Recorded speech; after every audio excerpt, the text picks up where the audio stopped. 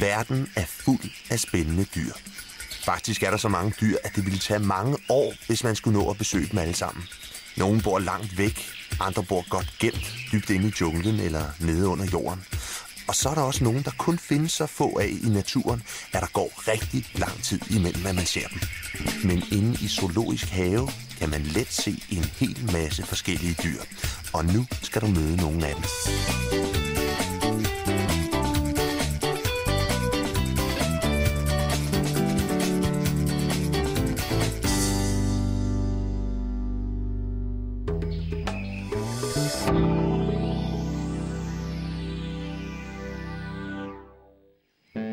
Se, nu skal vi hilse på en, der ligner os rigtig meget. Det er chimpansen. Chimpansen er nemlig menneskets allernærmeste familie, eller slægtning, som det rigtig hedder. Og det ser man jo tydeligt, både på den måde, de ser ud, og den måde, de opfører sig på. Chimpanser tilbringer en del tid op i træerne, med at klatre og med at svinge sig fra gren til gren. Og selvfølgelig med at spise sin medbragte mad. Det er også her, chimpanserne sover om natten i en fin soverede, som de bygger af grene og kviste. Chimpanser lever i flokke med én dominerende han. Der skal jo være en til at passe på hunderne og ungerne. De andre hanner hjælper selvfølgelig til, men der skal være en chef i firmaet. En, der kan holde styr på de nogle gange lidt uregerlige chimpanser. Her er et par, der har været op og skændes. Ungens mor har travlt med at kigge den anden vej. Se, hvordan den anden ærer hendes kind for ligesom at sige undskyld. Men der skal vist mere til at gøre hende gå igen. Måske en banan. Chimpanser elsker bananer. Det er faktisk dem, der har lært os at spise bananer.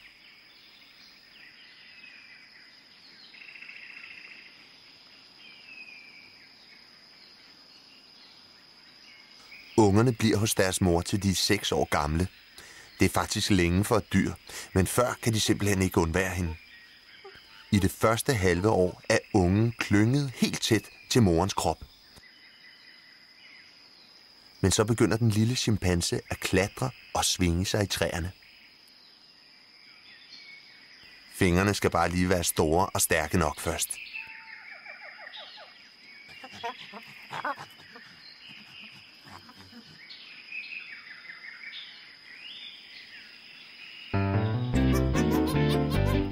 Her er en rigtig spilopmager på udkig efter opmærksomhed.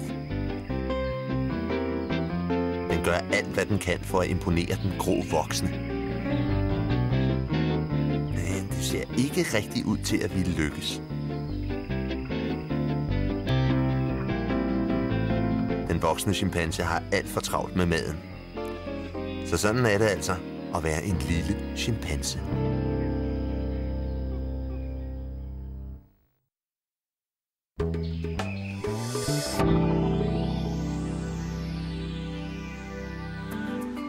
Elefanten er verdens største landlevende dyr. Den kan blive op til 4 meter høj. Det svarer til, at 2 voksne mennesker står oven på hinanden. Den øverste endda med armene i vejret. Elefanten er også verdens største vegetar. Den spiser nemlig 270 kilo grønt om dagen.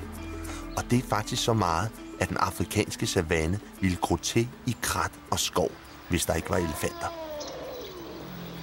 Elefanter elsker også at flytte ting og møffe rundt, så der er altid temmelig bart, hvor den har været.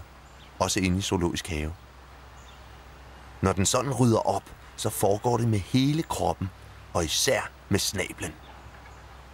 Hannerne bruger også de store stødtænder, som er stærke nok til at flække tykke træer. De er også meget spidse. Faktisk er de så spidse, at en stakkels hundelefant godt kan tage skade af at gå ind i dem.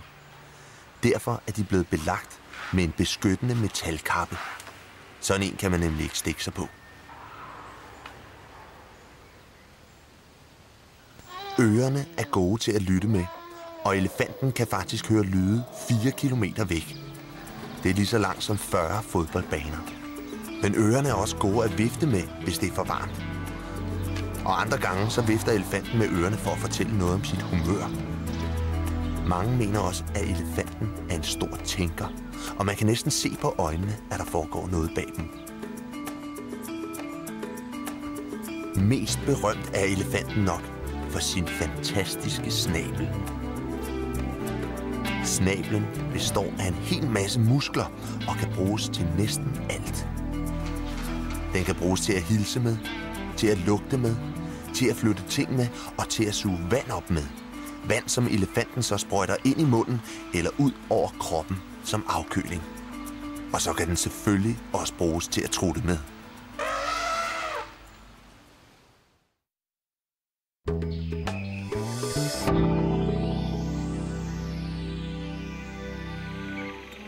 Nu skal vi en tur i regnskoven. Her skal vi nemlig møde et dyr, der tilbringer det meste af dagen med at hænge i træerne med hovedet nedad. Måske kender du dyret, eller også har du set en mand, der ligner, nemlig ham, der kalder sig Batman. For dyret er selvfølgelig flagermusen. Flagermusens hoved ligner lidt et hundehoved, selvom den overhovedet ikke er i familie med hunden. Men denne her, den kaldes faktisk en flyvende hund. Flagermusen har meget spidse tænder, men den spiser faktisk kun bløde frugter eller insekter. Her hænger en, der er i gang med at tisse. Nogle gange så tisser flagermusen på sig selv, hvis den har det for varmt. Det køler nemlig rigtig dejligt.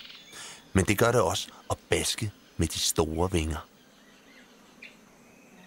Flagermus, det er de eneste pattedyr i verden, der kan flyve. Vingerne har ikke fjer. De er lavet af hud og ligner meget vores hænder faktisk. Fingrene er bare lidt længere. Og yderst på tommelfingeren sidder en lille klo, som den bruger til at holde fast med, når den klatrer rundt i træerne eller hænger, hvad den jo for det meste gør. Flagermusen hviler sig altid med hovedet nedad. Hvis du gjorde det, så ville du hurtigt. Verden er fuld af spændende dyr. Faktisk er der så mange dyr, at det ville tage mange år, hvis man skulle nå at besøge dem alle sammen.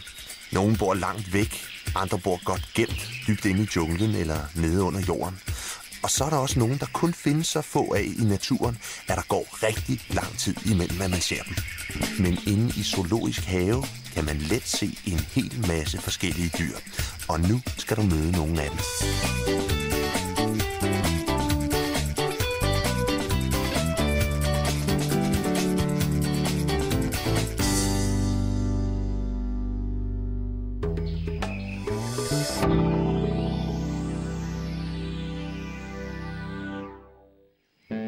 Se, nu skal vi hilse på en, der ligner os rigtig meget. Det er chimpansen. Chimpansen er nemlig menneskets allernærmeste familie, eller slægtning, som det rigtig hedder. Og det ser man jo tydeligt, både på den måde, de ser ud, og den måde, de opfører sig på. Chimpanser tilbringer en del tid op i træerne, med at klatre og med at svinge sig fra gren til gren. Og selvfølgelig med at spise sin medbragte mad. Det er også her, chimpanserne sover om natten i en fin soverede, som de bygger af grene og kviste.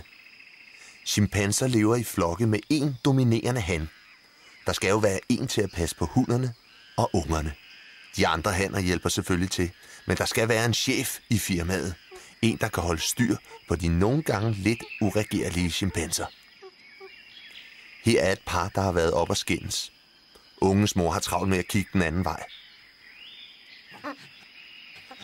Se, hvordan den anden ærer hendes kind for ligesom at sige undskyld. Men der skal vist mere til at gøre hende gå igen. Måske en banan. Chimpanser elsker bananer.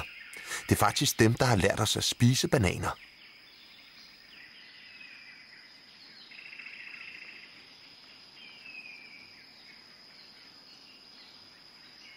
Ungerne bliver hos deres mor til de er 6 år gamle.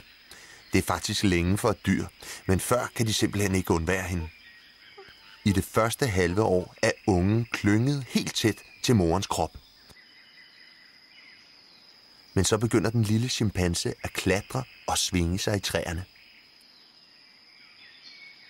Fingrene skal bare lige være store og stærke nok først.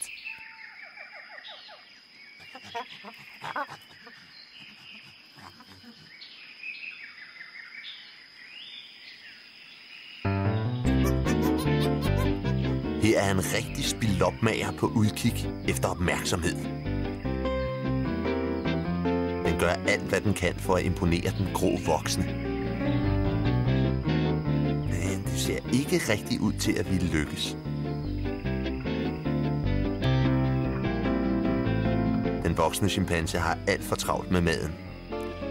Så sådan er det altså at være en lille chimpanse.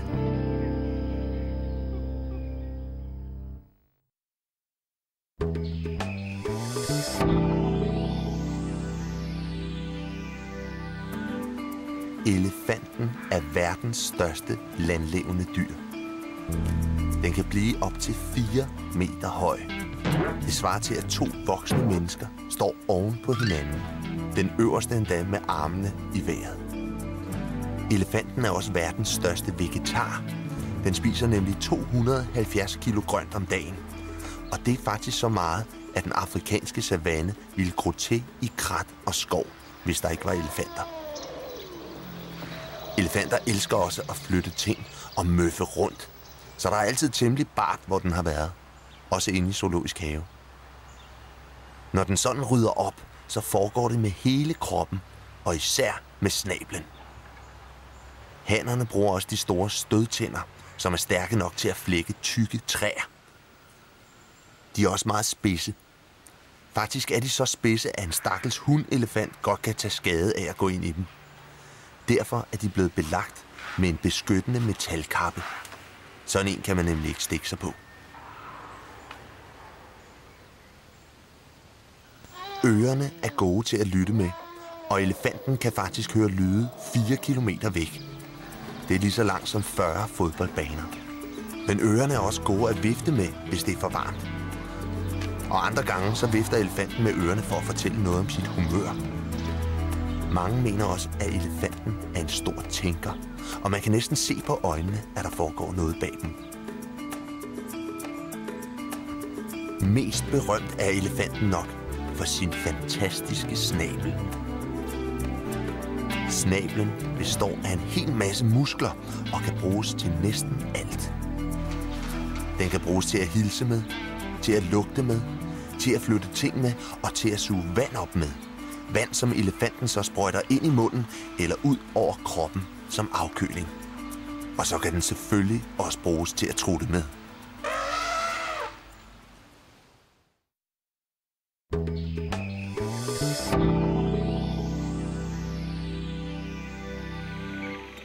Nu skal vi en tur i regnskoven. Her skal vi nemlig møde et dyr, der tilbringer det meste af dagen med at hænge i træerne med hovedet nedad. Måske kender du dyret, eller også har du set en mand, der ligner, nemlig ham, der kalder sig Batman. For dyret er selvfølgelig flagermusen. Flagermusens hoved ligner lidt et hundehoved, selvom den overhovedet ikke er i familie med hunden. Men denne her, den kaldes faktisk en flyvende hund. Flagermusen har meget spidse tænder, men den spiser faktisk kun bløde frugter eller insekter. Her hænger en, der er i gang med at tisse. Nogle gange så tisser flagermusen på sig selv, hvis den har det for varmt. Det køler nemlig rigtig dejligt. Men det gør det også at baske med de store vinger. Flagermus, det er de eneste pattedyr i verden, der kan flyve. Vingerne har ikke fjer. De er lavet af hud og ligner meget vores hænder faktisk. Fingrene er bare lidt længere. Og yderst på tommelfingeren sidder en lille klo, som den bruger til at holde fast med, når den klatrer rundt i træerne eller hænger, hvad den jo for det meste gør. Flagermusen hviler sig altid med hovedet nedad. Hvis du gjorde det, så ville du hurtigt få hovedpine. Se, her er en mor med sin unge.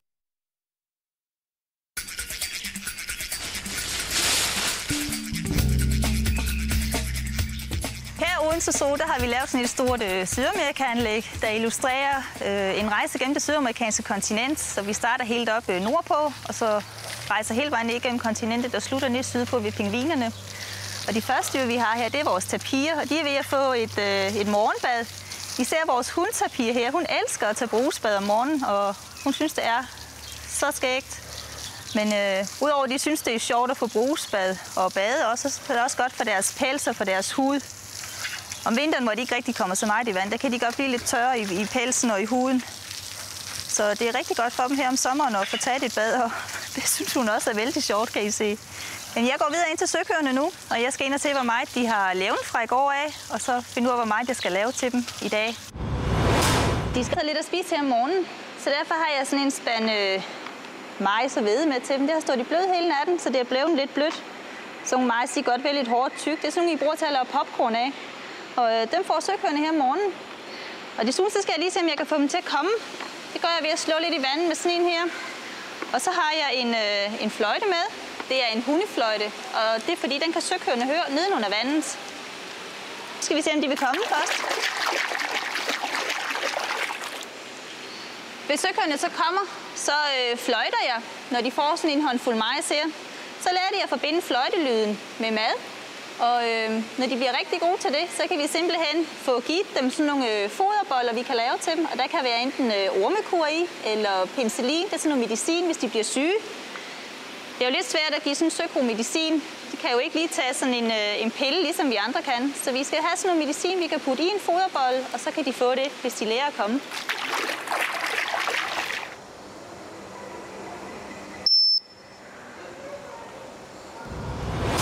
Nu er vi inde i vores store køleskab, hvor vi har alle frugt og grøntsager, vi bruger til alle vores dyr her i haven. Og jeg skal til i gang med at lave noget til søkøerne, de skal have her i dag. Og sådan nogle søkøer, de spiser meget. De spiser mange grøntsager, så de skal have en masse salat. En hel sæk fuld her.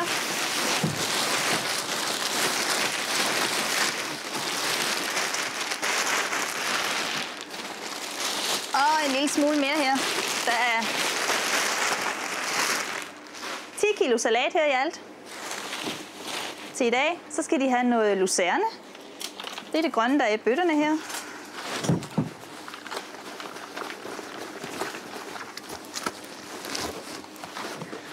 Hvis jeg ellers skal få det ud.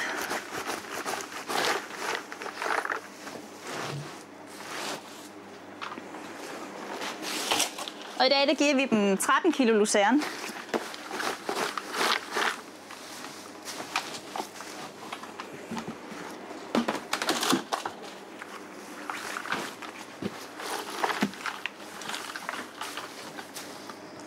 Så skal vi lige have nogle grøntsager i til sidst også. Og i dag der har vi sådan en spand majs til dem. Hele majs kan de godt lide. Søkøerne de spiser næsten alle former for grøntsager. Undtagen porre og løg og rosenkål. Nogle af de ting, som vi også synes er lidt stærke, dem kan de heller ikke lide. Men rødkål og rød peber får de i dag også. Og der er 10 kilo grøntsager i alt også. Så det er simpelthen, hvad søkøerne de skal spise i dag.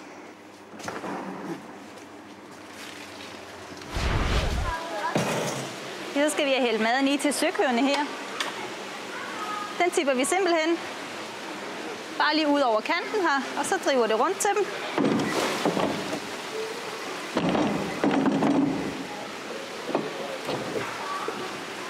Sådan.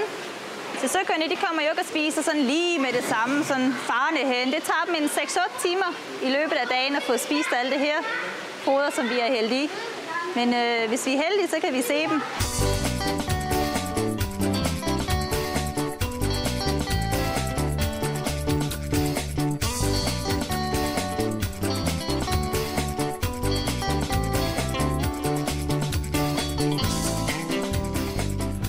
Når søkøer de nu spiser så meget, som de gør, så kommer der selvfølgelig en masse ud i den anden ende, så derfor så skal vi have gjort bassinet rent, fordi det lander nede på bunden, og de skal altså ned og støvsuge bassinet nu, og det har jeg Finn til at hjælpe med. Og Finn han er dykker, så han skal simpelthen ned på bunden af bassinet nu. Du må gerne hoppe i, Finn.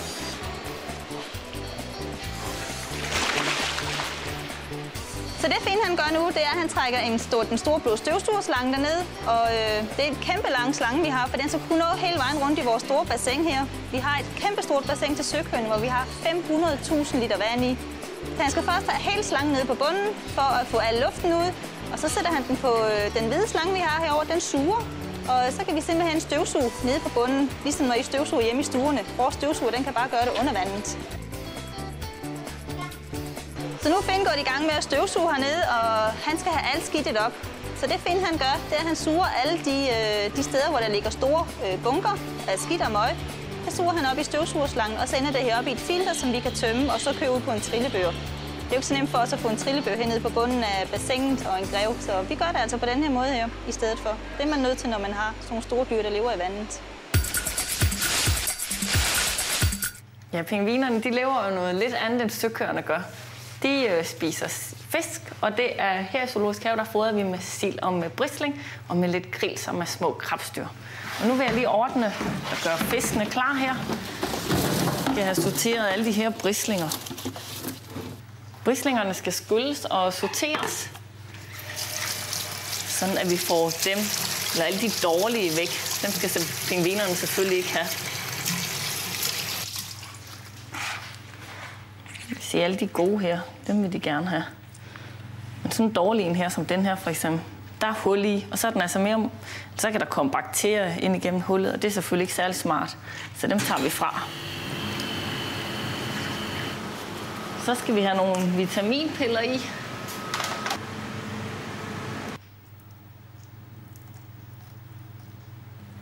Den kommer simpelthen ind under gælden her. Vi har simpelthen nogle mærker på pingvinerne. De har et mærke ved rundt om deres luffer, eller rundt om deres ene luft. Og så kan vi altså holde styr på, at alle får en fisk med vitaminer. Men inden vi går ind i anlægget, der skal jeg lige have en jakke på. Det er fordi, at de pingviner, vi har her i Odense Zoo, de lever i kolde områder ude i naturen. Så derfor så er der altså også temmelig koldt inde i anlægget. Der er faktisk omkring 5 grader.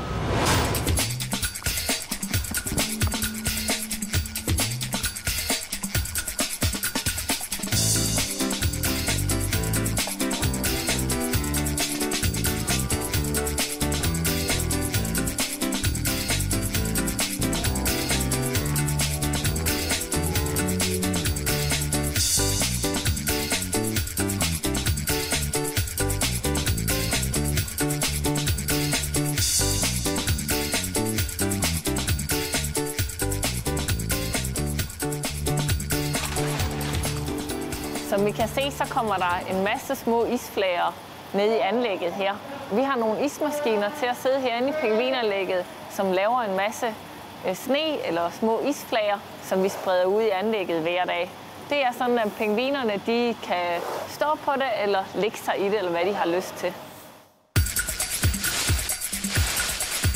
Skal vi fodre med busstorken, og i dag der får de fisk, foraller, sådan nogle lidt halvgamle, dårlige nogen, og så får de kyllinger. Og hovedsageligt får de kyllinger. De kan også godt få rotter og mus og sådan noget. Men marsvin gider det ikke at spise, der er ikke særlig mange dyr, der gider. Så kaster man til dem her. Og foraller, det er de helt vilde med, kan I se. Den der store pose, de har nede under halsen, det er ikke til at samle fodret op med. Det er simpelthen for at puste op, for at vise dominans til de andre i yngelperioder og sådan noget. Ham, der står forrest, det er Vagn. Om vinteren, der har vi dem på stald. Der kan han finde ud af at åbne døre. Og så åbner han døren, og så jager han hunderne ud på gangen, hvor de kan komme væk fra ham, og så får de smæk. Så han giver dem simpelthen bank. Og de er jo ådseleder, ligesom grib og sådan noget ude i naturen jo. Men de har ikke det samme næb, så de stjæler faktisk for de andre grib. Og så tager de også flamingoer og sådan noget ude i naturen, så de er sådan nogle værre 20-knægte. Nu når det er længe siden, vi har givet Vagn fisk for eksempel, at han synes, det er i hvert fald længe siden, så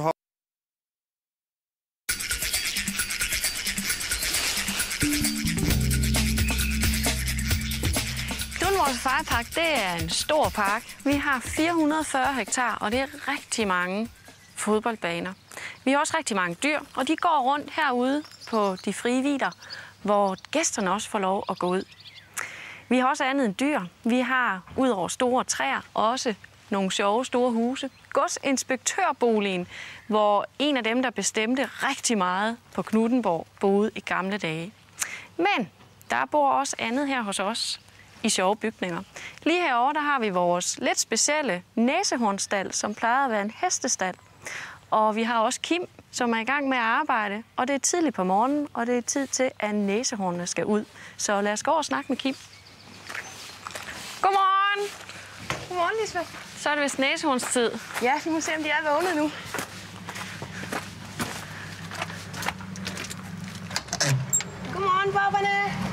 de ligger og sover. Ja, det tror jeg.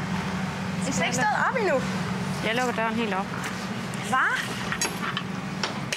Så kan I godt komme ud af sengen. Nå, de 2 damer, de er heroppe foran. Ja, det er det i dag. Så er lille Otto, han er herovre bagved. Kom, så kan du godt bakke ind på plads. Så lukker vi lige lågene herovre. Kom. Bodil, du skal bakke. Kom, bak. Kom, Tøse, bak. Bodil, bak. Det var dygtige. Kom, ind med hovedet også. Kom. Kom, Bodil, bak. Kom, allez. Sådan der, det var godt. Lidt mere kom, pige. Sådan der, det var godt, pigerne. Og I er kommet ind i sikkerhed, det var godt. Så kan vi godt åbne de låger her, uden at næsehornene løber ud igen. Må du se. Det er nogle tunge låger, det her. Det var godt.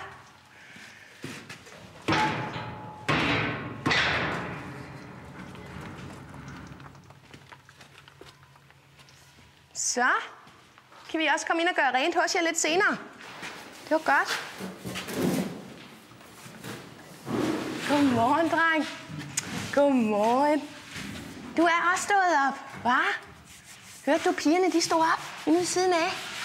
Hva? Skulle lige nusses lidt? Ja. Lige også sige godmorgen til pigerne igen. Godmorgen, Bodil. Der er jo mange, der tror, at næsehorn det er sådan nogle hårde nogen. Men det er de faktisk ikke alle steder. Her rundt ved ørerne, der er de simpelthen så dejligt bløde. Og de elsker at blive nusset. Og hernede under halsen, der er de lige så bløde. Så det er ikke over hele kroppen, at de er hårde. Rigtig kælepotter, ikke? Se, hvor hun nyder det. Hvor dejligt. Hvor er det dejligt. Nu skal I ud på savannen og få noget motion. Vi har godt af at røre jer. Ikke? Og noget frisk luft.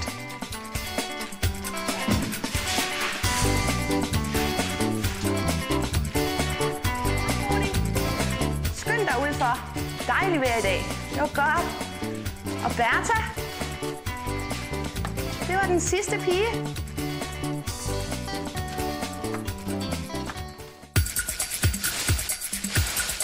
Her i Knuthenborg Safaripark har vi en lemurskov, hvor der lever lemur. Det er aber. Og vi har 2 forskellige arter, som jeg skal hen og fodre nu. Jeg har taget lidt lækkerier med til dem, som I kan se her. Og der er lidt forskelligt. Alt, hvad der er sødt, det er godt for lemurer. Jeg har taget lidt pærer med. Der er også lidt vindruer. Og især bananer er de rigtig glade for. Bananer, det er sådan rigtig dejligt fedt og lækkert. Jeg kalder på lemurerne ved at bruge nogle forskellige lyde. Vi har 2 arter, så vi har 2 forskellige lyde. Den her lyd, den siger klik, og når jeg klikker med den, så kommer den art, der hedder en rød vari. Og når jeg bruger den anden lyd, den her, den rasler, så kommer den art, der hedder en katter, og jeg skal hen og fodre dem nu. Hvis I giver en lille smule plads her, så kommer de nemlig lige løbende igennem. Nej, kan du så? Du er rigtig fræk. Kattaen her er lidt mindre end den røde vari, men alligevel er det altså dem, der bestemmer.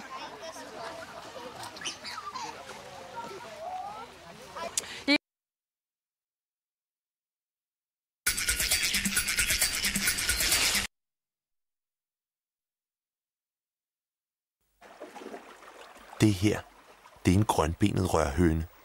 Ja, den er ikke alene. For på stenen lige foran den grønbenede rørhøne, der står der 2 små kyllinger. De er ikke særlig gamle.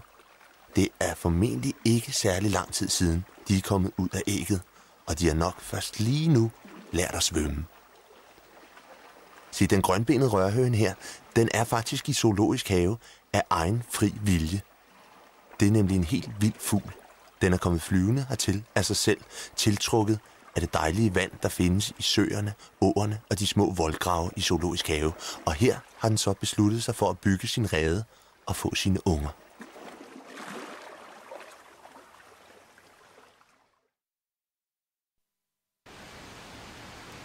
Det her, det er et dyr, de fleste nok kender. Det kan være lidt svært at se lige nu, men lige om lidt, så ser vi hele dyret, og så kan vi se, hvad det er, den har op på ryggen. Kan du se det nu? Det er kameler. Kamelen er nem at kende på de 2 pukler, den har op på ryggen. Den minder lidt om dromedaren, men dromedaren har kun 1 pukkel op på ryggen. Der er mange, der tror, at kamel og dromedar de har pukler på ryggen, fordi at de har vandreserver op på ryggen. Men det er ikke helt rigtigt. De har faktisk mad op på ryggen, kan man sige. I puklerne er der nemlig fedtreserver, som de kan tære på, hvis det er sådan, at de skal gå i lang tid uden at få mad. Her er en lille kamelunge. Den har også en enkelt lille pukkel på ryggen. Kamelen stammer fra den centralasiatiske ørken, og den er rigtig god til at klare sig i områder, hvor det bliver meget koldt om natten og meget varmt om dagen. Og så er den i øvrigt også god til at drikke. Den kan nemlig drikke 100 liter vand på én gang.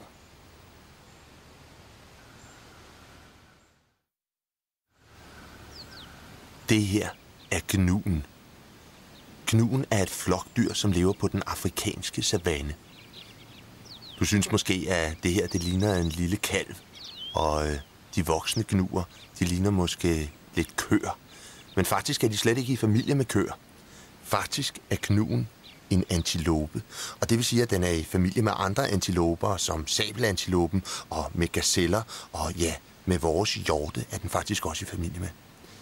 Men gnuen, den lever i kæmpemæssige flokke på flere tusind nede på savannen, og de vandrer konstant på jagt efter græs.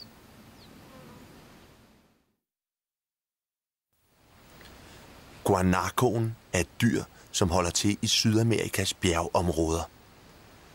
Den spiser mest græs, og så minder den en lille bitte smule om kameler og dromedarer. Men guanacoen har ikke nogen pukler på ryggen. Der er nok mange, der kender den tamme form af guanacoen. Det er nemlig den, man også kalder for lamaen. Lamaen bliver holdt som husdyr i Sydamerika. Man kan nemlig drikke lamaens mælk, og så kan man også bruge lamaens pels. Ud af den kommer der nemlig noget dejlig uld, som man kan bruge til tøj og til tæpper.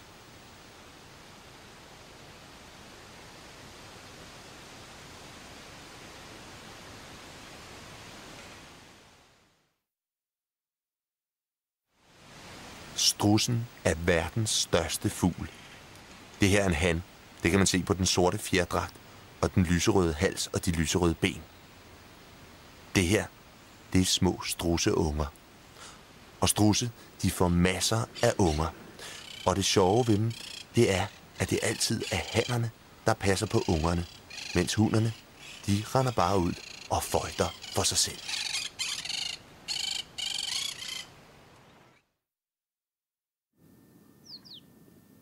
Sabelantilopen kommer fra Afrika, syd for Sahara. Den er også et dyr, der lever på savannen, og den er meget, meget smuk at se på. Sabelantilopen er faktisk et af Afrikas allerhurtigste pattedyr. Den kan løbe over 90 km/t. Og det har den god brug for på savannen lurer der geparder og løver og mange andre rovdyr, og så gælder det om at kunne løbe stærkt.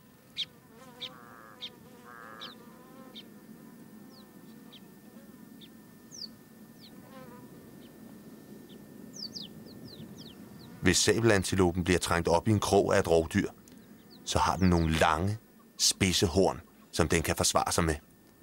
Og de indgyder respekt hos både løver, hyæner og leoparder.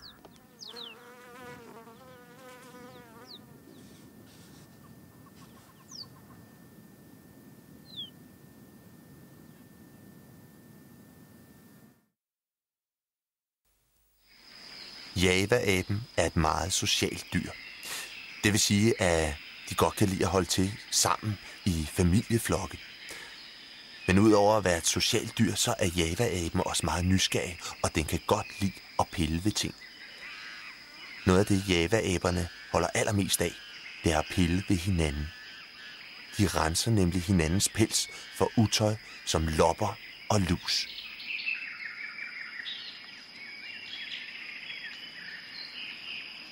Java-abernes unger har en helt mørk pels, og den beholder de i det første lange stykke tid, og det er først, når de bliver lidt ældre, at de får den gyldne Java-abepels.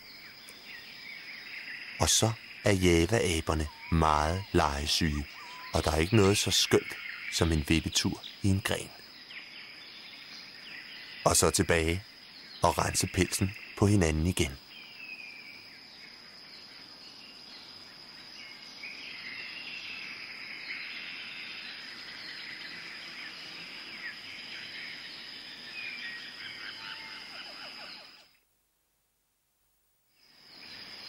Hvis man tager ind til de varme regnskovshaller, så kan man se fuglene opføre sig lidt mærkeligt, hvis man kigger godt efter. Det her er en lori-papegøje, der udfører en paringsdans.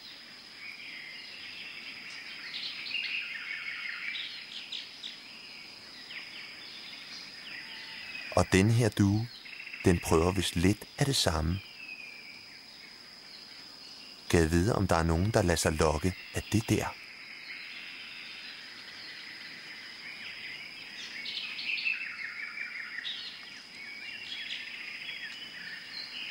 Jo, men sanden så.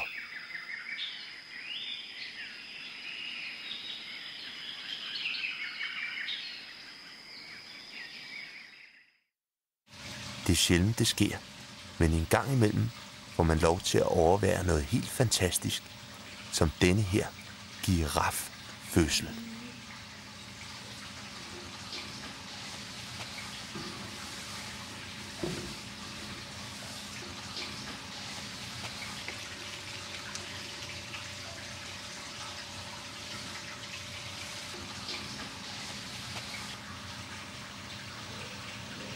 Se, under fødslen, så står giraffen op, for at hun nemmere kan udnytte tyngdekraften, når ungen skal ud. Og der kom den. Og den ligger helt livløs nede i høet. Og man skulle måske tro, at den var død, men det er den ikke. For prøv en gang at se. Jo, den bevæger sig. Og moren hjælper den. Kan du så se at komme op? Havde det været ude i den vilde natur på den afrikanske savanne, så havde det været meget vigtigt, at giraffungen havde rejst sig hurtigt op. Her er der nemlig mange rovdyr, der kan lugte sig frem til en nyfødt giraffeunge. Og hvis den ikke kan stå på benene, så er den et let offer for en sulten løve, en leopard eller en hyæne. Men lidt efter lidt, og ganske langsomt, kommer den nyfødte giraf på benene. Lidt usikker først, som Bambi på glatis. Men jo, det skal nok gå.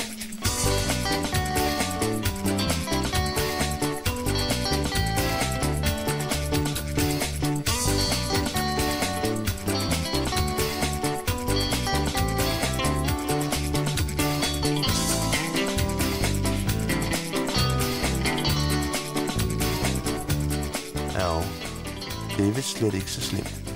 Og så skal vi lige finde frem til der, hvor alt maden gemmer sig.